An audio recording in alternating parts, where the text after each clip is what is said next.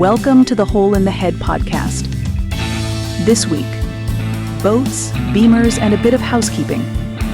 We had some atypical recording conditions this time, so apologies for any audio issues. Here's Andy and Blaine. Hey, Blaine, you are not where you normally are. I'm on location. Where are you? Where you is? Where are you? Yeah, because everybody wants to do their podcast from downtown Stockton, California, and that's where I am in downtown Stockton waterfront. Actually, not known for its being the most scenic, lovely place in the world, although it is scenic and lovely to some. It's where my boat is currently parked because I have been working on my boat feverishly for the last 3 days. Right before we started recording, I couldn't help but notice you are about 7 shades darker than your normal self, which has really brought out the highlights of your beard and hair. So I look like a photograph negative. Have you been sailing? Have you been sailing your boat, or hunting for pirate booty? No, I've been working on it. I pulled it out of storage. I'd left it in storage on the hard for 4 years, hadn't ever looked at it, and went and pulled it out of this field and washed it off. And turns out some creatures had been living in the boat for while I was gone, so I had to evict them and skip the whole story. Let me just tell you what's absolutely joyful. 2 of the most pleasing jobs you'll ever do in the world. You ready? Number 1, pressure washing. Pressure washing is a very satisfying job. Yep. Do you ever pressure wash anything, Andy? I have, and it's just like a whole new thing. You just got a new thing. Gosh, you sit there with such power and pressure and washing ability, and wherever you point that thing, it either knocks the paint off or makes it look clean and nice. There's only one other job that's more fun than pressure washing. Do you want to know what that is? What's that? Shop vacuuming. After you've washed everything, and it's like, especially a boat, you just pressure wash the shit out of it and then fill up the inside with water. I just pressure wash everything, and then it just looks like a big muddy mess. And then you get in there with the shop vac and you start to suck out water and mud and leaves, and it leaves behind nothing but clean niceness. Yeah. Well, specifically, oh my gosh, wet vacuuming. Yes, it's just magic. It is magic. And then if you like in one of the cycles in between, if you throw in some dishwashing liquid with a nice lemony scent, that means it makes fucking suds everywhere. It just looks like a Lucille Ball comedy show. But then you suck all the suds up and you're left with clean niceness, fresh smelling boat. Tell me about the boat itself. I the same boat that we helped you paint at one point, and we moved the engine. I think, if I recall correctly, we replaced the engine or swapped the engine, pulled it out or something. It was a pain. Yes, Andy, this is my 1971 Albin 25 Swedish fjord boat. Fjord boat. Do you get an accent when you get on it? Do you? I wish I could make Swedish pancakes, and I do say vert to furt quite often when I'm on it. But no, these are neat little family boats. They sleep 4. They're good for kind of heavy seas. They're real well protected. And of the people that like them, if you don't mind a small boat, they tend to love these things just because they're economical and simple. And so they have kind of a following, like a Piper Cub airplane almost. Those guys that say, hey, that's the most pure, stick and rudder flying you'll ever do is in an old Piper Cub. Well, if you're just going to have a little motor boat for going out in the ocean or wherever, you want to do it the way the Swedish people do it. And that's why you want an Albin 25. Yeah, I don't remember. I mean, I suppose it is small relatively, but I don't remember it being that small. Like, we had the engine. I mean, it was a 12-foot, from the ground to over the keel. Like, that was. I don't know if I don't know if we've talked about when I had a boat, but I bought a boat for a little bit, and I thought it was a small boat, little cuddy cabin door set. Yeah, those are neat. But yours was, I remember thinking, like, you're gonna get shit done in that boat.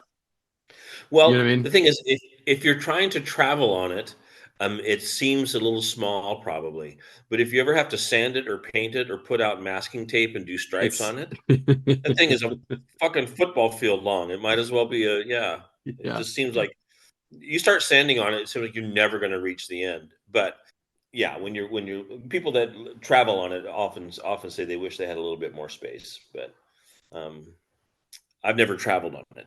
I just got it for playing with. So And well, have you, so okay, so now what?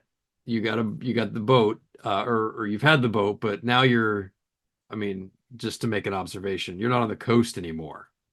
yeah, So, um, I are live in you, Arizona. I'm 3 hours away from the Sea of Cortez, though, so that could be a possibility if I decided to keep it.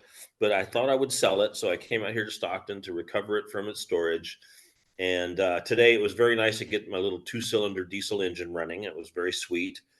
It just sounds like it's missing a cylinder, but there's only two. It seems like there should be more. Uh, but it just kind of plunks along. It's just just a little chugger motor, but it started right up. So I was very pleased that it had survived storage. And in general, if it wasn't just for the a few critters that kind of made themselves a home there, it was all in all, it was in pretty good shape. But I'll send you some pics of it. But I'm going to put it up for sale. So does, does bring a trailer do boats? I don't think I so. don't know. I should check and see. This actually would be a nice one on Bring a Trailer, because it has a little bit of a following. It's like I think if everybody's saying, "Oh, I'm looking for a little family boat," um, and that they can go out in heavy sea or real sea or whatever.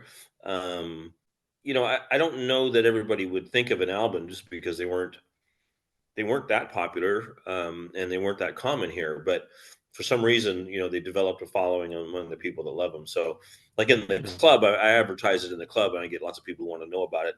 If I put it on Craigslist, everybody thinks, well, that's just a 25-foot boat, Yeah. one of any I'm looking boats. at, But so they do have boats. Is it ALBAN or IN? IN, 25. Hmm. Yeah, see if they sold any on there lately. I don't see any. Well, speaking of Craigslist, and things that start with B, I'm doing a couple. I was gonna say spring cleaning, but they're the most recent acquisitions. So like I do need to clean my garage and clean my space out, but I've acquired things that I need to then get out. And you know what I mean? Like I can't really Well, say. I'm laughing, Andy, because I'm looking at my phone because exactly a month apart, I got a picture of you with your SUV with your bike carrier on it. You stopped at some swap meet, and we exchanged a few notes about a BMW. And the next picture, I have a picture of you putting this BMW on your bumper carrier, because you had to have it. And then Yeah. about a month later, I get a rerun of you stopping at a swap meet, looking at a BMW. We talk about it. We exchange a few texts, and then the picture on the back, or the picture you send me, is another BMW on your bumper carrier. Yeah, So this never happens. So um especially with BMW, because I mean I'm cheap, right? And we've even talked about the idea of revisiting a BMW on in our chats, but I don't like the idea of spending multiple thousands of dollars just on a bike because it's a BMW. I mean, yeah, you know what I mean? Like feels like there's more adventures to be had for cheaper. And so whenever I see a BMW come up for, sub 1,500 or $1,000, like that's great. I'm on it. And but how often does that happen? well, Um, for you, it happens once a month. at least um, twice this year.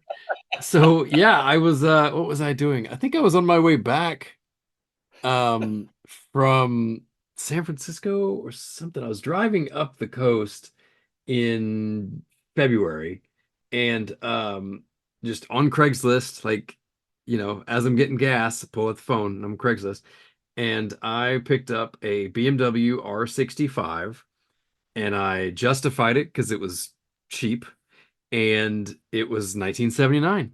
that's my birth year. That makes sense. So I need to have it. Yeah, like you need to find an excuse for the Yeah. stars to align. I But mean, it anyway, I'm was, glad you're reaching yeah, now into your birth year yeah. um, as a reason to go ahead and That's squander your just, fortune. Yeah, that's good for just, you. yeah, such as it is. So I got this R65, talked to the guys in Portland. It took a little while, but it had, carb syncing issues and timing was off, and but it was clean. Like it was just really nice. Low mileage. The engine wasn't all gummy and grimy, and I got it running, and now it's fun. It's a fun little. I never had an R65.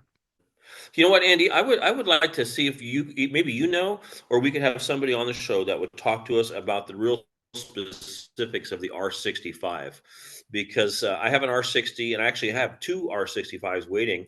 Um, and I know that the R65, was a. I would like to know what the goal with it was and what is peculiar and particular about it. Um, or maybe do you have any why the R65 is a. Yeah, it was an attempt at different markets for sure, a little bit sportier of a bike in that mid range.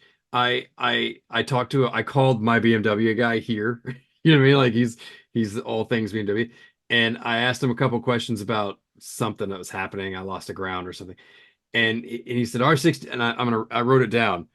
He said R65, fuck those things. So, it is Okay. really, I don't know why, but it is such a anomaly pain in everybody's ass. And I have a suspicion as to why it is, but I don't really know why, because there's nothing much different, really. Yeah, well, is it because that there are just so many unique things just to R65, um, I so that it doesn't cross with all the other airheads as simply as we or as much as we would like, or I were they worse, yeah, or are they I better, and is everybody jealous? we're gonna get shit. I'm gonna get shit for saying this, but I don't think that they are, and I'm just going to put this flag in the ground. I don't think they're any more different than any other BMW that is really from any other BMW. And I say that knowing that like half the engine internals and components are all the same across the models. Right. But I have two seats for what are supposed to fit. I have a solo seat that's supposed to go on a /7, and I have a 2-up that's supposed to go on a /5. Neither one of those fit. You know what I mean? Like any bike that I've had, none of those goddamn things fit. And so Yeah. I know that there's some peculiarities in the different models that I think is pretty unfairly focused on with the R65. But what I think the issue is the carbs apparently really suck. They're the flat top Bings as opposed to the dome, what do you call them? Bing sliders. You know how they have the sort of raised, I don't know, nipple or dome on the cap of a Bing, where the R65 ones are flat. They're like a 32 Yeah. flat Sometimes I top. would like to jump in and help you with the word you're looking for, but I just love to watch you hunt. I just love to hear you, because I think you used the word nipple, Yeah. and that made me, yeah, and I think that's cute. Yeah, R65 doesn't have nipples. That's why Well, no one here's likes it. Now, now that said, I hate it. That's that's not true. okay. I I know Now, I'm so just what kidding. else did you? What's the other one? The second bumper carrier Um picture that looks a lot like the s- first. yeah, Um, so that one's an R65. It's running. It needs some tuning in, but the second one I was at Portland International Raceway. So every year there's two car swap meets that take over the raceway and then the expo center, which is just across the street. So walking around, and I'm gonna get there. It's a BMW R100, but I was walking around and I see this guy, and he's got his little booth set up, and of course I'm there at 7:30 in the morning, right? And right next to him is a Laverda moped or a scooter. Looks like a Vespa, but it's a Laverda. And I was like, that's for me. What is that? Can I have that? And apparently he just bought it. He wasn't selling it. I said, okay, bummer. But I was wearing a BMW hoodie, I'm getting there the long way. Just bear with me. So I'm wearing my BMW hoodie, talking to this guy about his Laverda scooter, and he is high as hell. He says, "Well, there's a guy with a R60 around the corner down there to the right, leaning against a Kawasaki." And I said, "Really? Where's okay? Is it over here to the right? There's a BMW R60 leaning against a Kawasaki." He said, "Yeah. Okay, okay."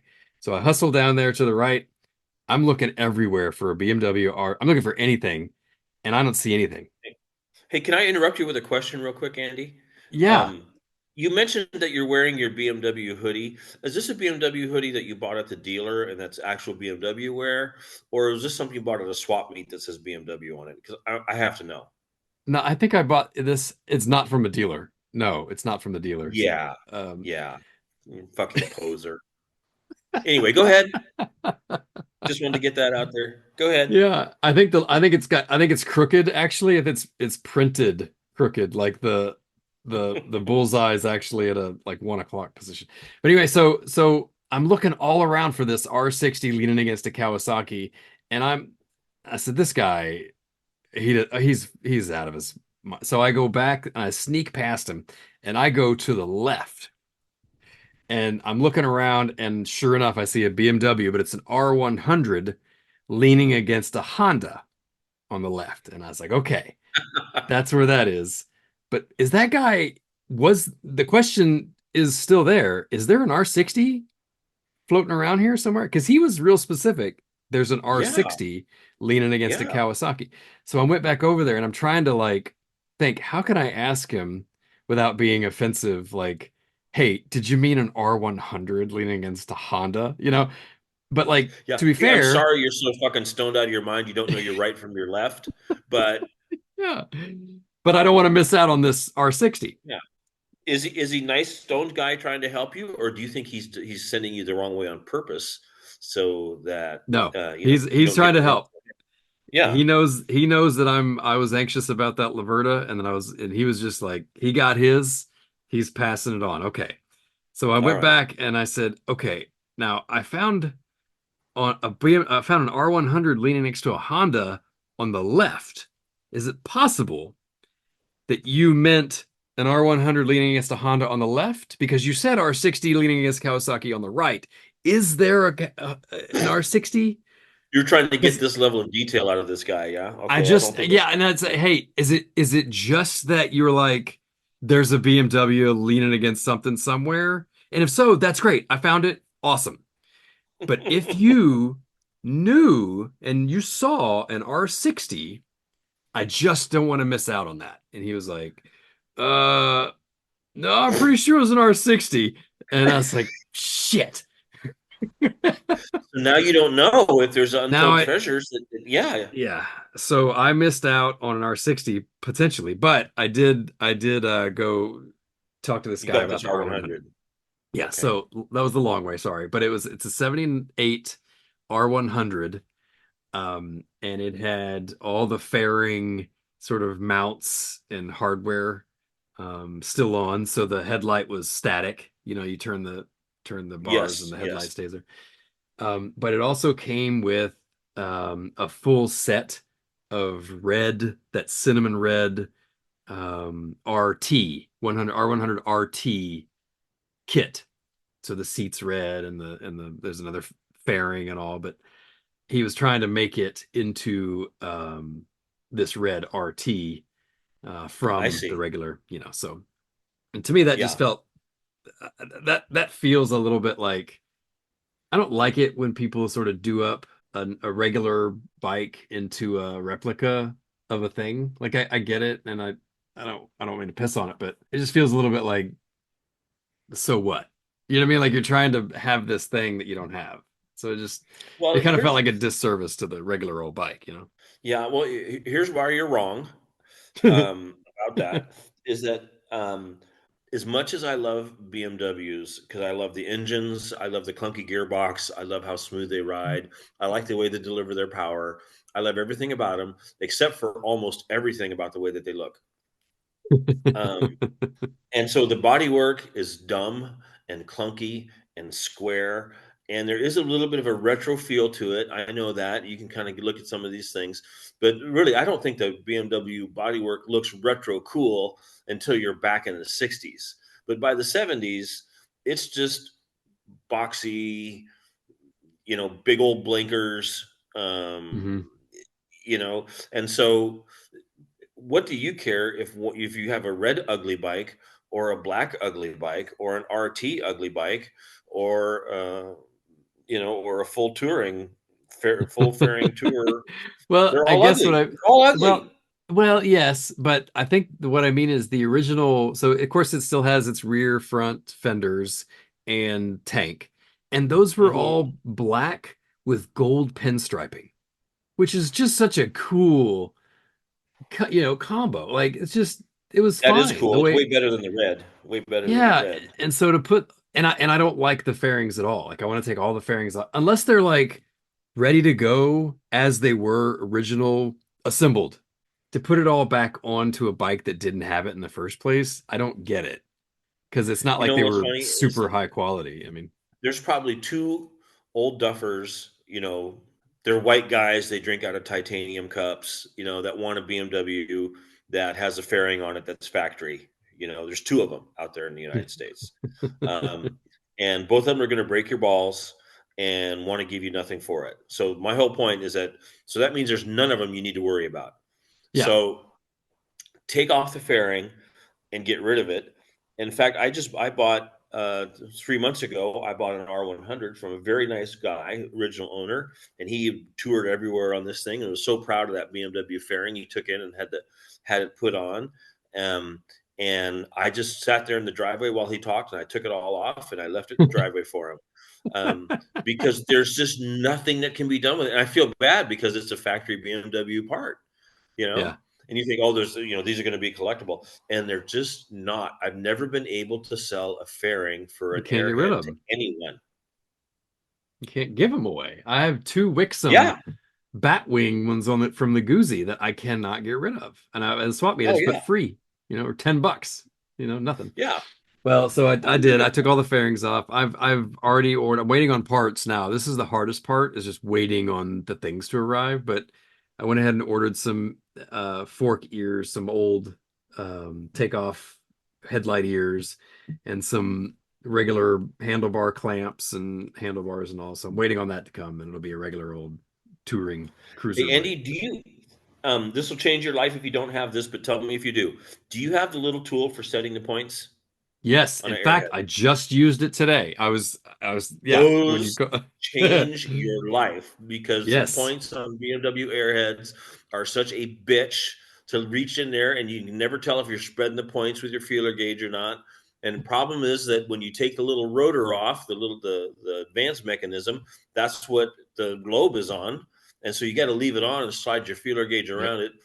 Uh, People who don't know what we're talking about, just trust me, it's a pain in the ass, Yeah. and you can never be sure you have the points right unless you get that little BMW tool that you take off the advance mechanism, you slide this over the shaft in the end, and it's got a lobe on it, but it gives you clearance to set the points, and you Yeah. don't have to say the BMW or the F word to your BMW. Yeah. I mean, the way I think about it is like there's a thing to adjust, and in order to know how much to adjust it, you have to take the thing that is required to cover the thing off of it. But like Yeah. you can't take it off. It's like God damn it. So yeah, that was the first thing I bought when I had that R75. And funny enough, I was using that earlier today. But and so this R100, I'm getting pretty good at fixing BMWs. I mean, I know you got a bunch and all, but like I've bought two this year and they both run Well, crazy. I love the fact that you're feeling so good about yourself, but you do know that one of the reasons we like BMWs is because they are so completely uncomplicated and straightforward and friendly to the home mechanic. I like BMWs because they make me feel successful, because I almost always make it work. Unlike my Moto Morini that we've talked about in past shows, that has been nothing but a heartbreaker for me, because I can't understand it and fix it. I wanted to make fun of you for feeling good about fixing a simple bike, but I have to say that you did show your brilliance was in selecting the BMW in the first place. So you bought right, and put Yeah. yourself in a position to be eminently successful as well. Well, And that's what real motorcycle people should do, is they should just get BMWs for that yeah. reason. So Well, I say that, but the R65, and this I think is where I am kind of banging my head, because I think that the thing that is wrong with it that people don't like are just the carbs. Because I yeah, cannot get those, I can't get them synced. One of the things that I love, again, yes, it's a simple thing, but the R100, um, the guy had cleaned the carbs, and of course that, whatever that means. So that's the first thing you got to do is clean the carb. So when I put it all back together and set the points and did the static timing, and then it's running, but it's kind of lumpy, and so I start to sync the carbs. What I absolutely love and what I missed about that my first BMW was being able to balance the carburetors.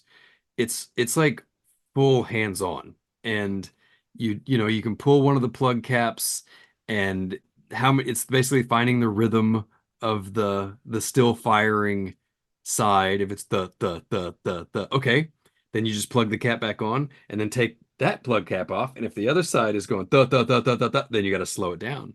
They want them to both to sound the same, and everything is just twist this, turn that. It's just very satisfying, gratifying to well, balance the this carbs on a it's just BMW.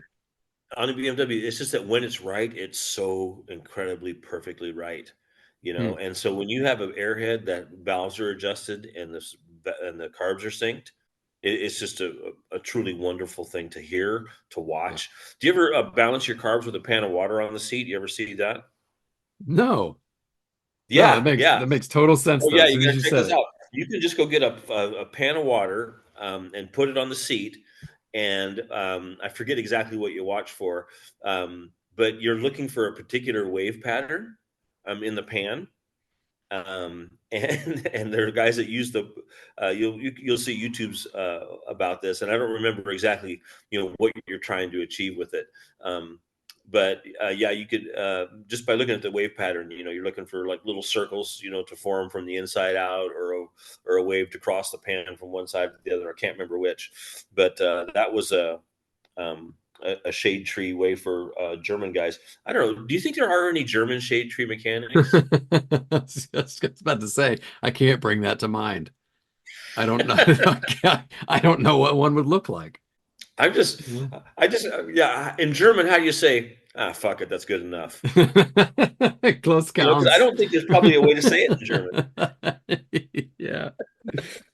Well, yeah, so I really like it. The R65, as I mean, it is running technically, so I have gone to the lake and back on it. But I think it's got a vacuum leak, but I can't find it, or a air leak, but I can't find it.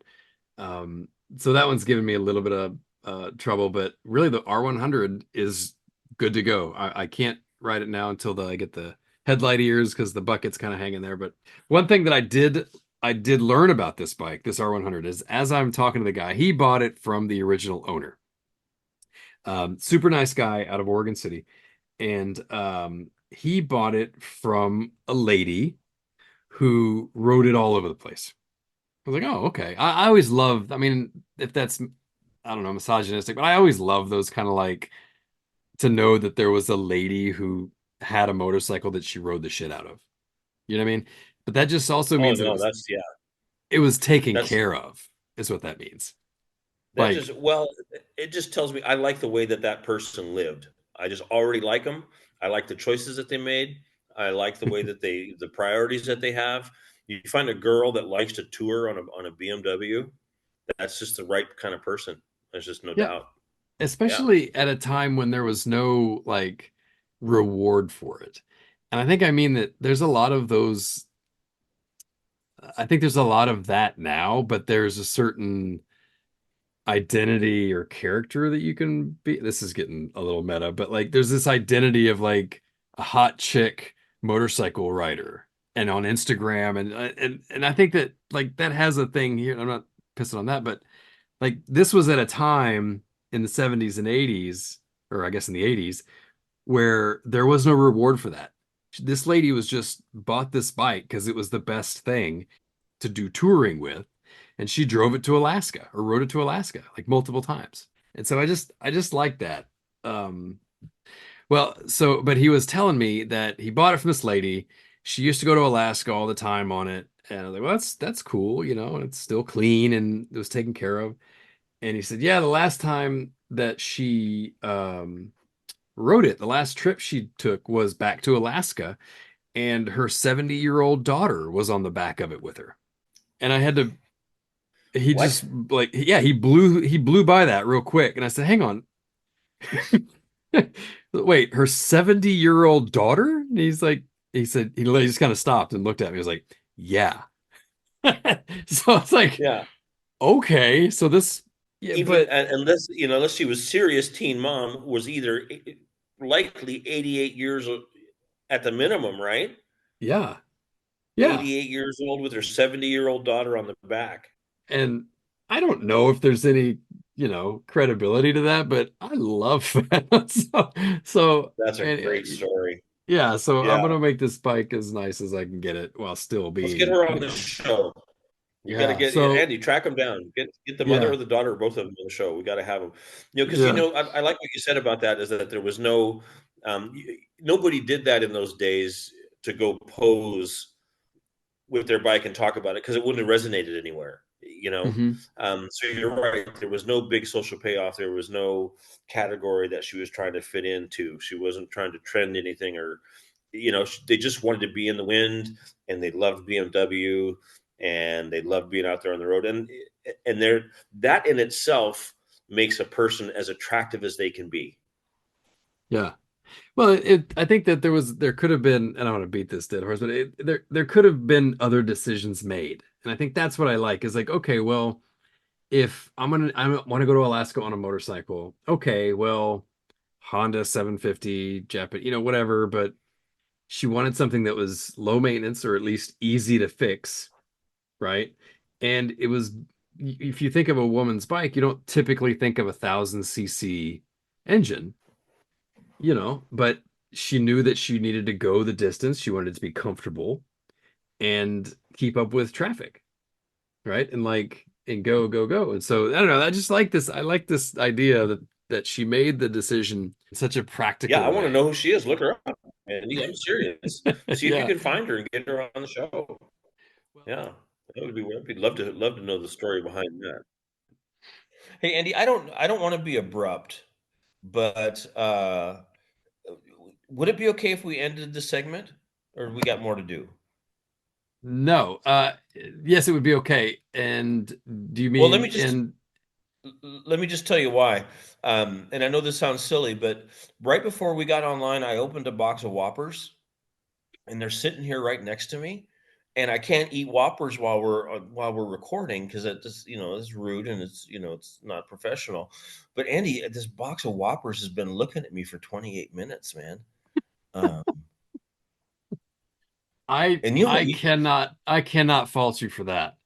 do you know Um, how much I love candy? Do you know? Well, yeah. this is how much I love candy. This is what I did right before we started to record today. Is I went over to Family Dollar, and I wanted to buy some candy, and I bought myself these Whoppers, and then I thought those are going to be so good.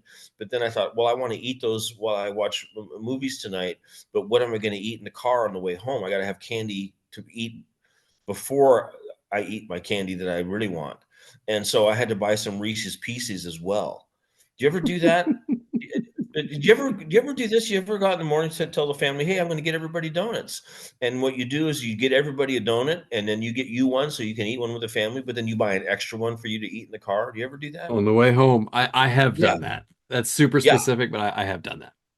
yeah. Okay, so that's what I did with I bought some candy to eat in the car so that I wouldn't get into the candy that I want to eat during movie time. And then I inadvertently opened this box of Whoppers when we started, Andy, and I haven't eaten any of them. Can you imagine? That the restraint on you. Well, let's okay. Yes, so we're done. But I do have one last thing. We have and I should have done this at the top, but we'll Well, just go ahead, pretend. but I'm going to eat a Whopper while we're doing it. I just can't wait. Okay, Okay, go well, ahead. go ahead and Yeah. eat your Whoppers because I do have a little bit of housekeeping. Okay, and Okay. that's when we get on these calls. Like to be fair, as a listener, dear Tim, maybe you can validate this. Um, we just start talking. It's like a phone call. We're not really like, hey, welcome to the show. Da, da, da. In that sort of style that we've just done, we haven't talked about, hey, we have a Facebook page. Hey, we have an Instagram. I'm eating another Whopper. I'm really kind of jealous. I wish I had a Whopper or something. Yeah. Oh, I have a butterscotch dum It's dum. awfully important to everybody, but I'm having a Whopper. Go ahead. No, it's not. It's not at all. But there's that. But part of that is like the meta of the show. And Blaine, we have a new official listener. What? Okay. Wait a second. This means that we've potentially doubled our audience. We've doubled our audience at least. Yes. We're gonna get some sponsors now. Yeah. Who's our new listener? His name is Dan. Welcome, Dan, our new Patreon subscriber. Oh my gosh. He's got some swag coming his way, but part of that of joining our Patreon is definitely a call out on the show. So we appreciate it. And it's great to have you along with us. Forgive me for eating Whoppers, but I'm sure if you were on the show with us right now and you had a chance to eat Whoppers while we droned on, you would do it. So, but it doesn't mean that I don't respect or I don't value you. I'm glad you're with us. Stay with us. It's going to get more interesting. I promise. Well, let's not write a check we can't cash. But so we also, Blaine, have a mail call, which we got fan mail? Yeah. Oh man. What a day. We picked up a listener and we got fan mail. Well, are they mad at us? Mr. Richard wrote us in, said, hey guys, thanks for the podcast. He sent us some pictures of his Benellis. What? Our Benelli episode rang some bells, yeah. And so he sent some pictures, and I'll put those on the aforementioned Facebook page. Well, we should tell all of our listeners that send us pictures of your motorcycle, and then, or you on your motorcycle, or however it is, but send us pictures, and that we promise to give you an absolutely candid response. I'm eating another Whopper. I don't blame you. I'm gonna go make cookies. But so that was it. Richard, thanks for writing in. Post these pictures. He has a few little Benellis and Wards-Riverside Benellis, but anyway, wanted to call out and say thanks, Richard, for writing in. Welcome to our new Patreoner, Dan. And that's it, man. Go eat your Whoppers. I'm going to go make cookies. I can't wait because when we're done with this, I can eat my Reese's Pieces that I bought too. So.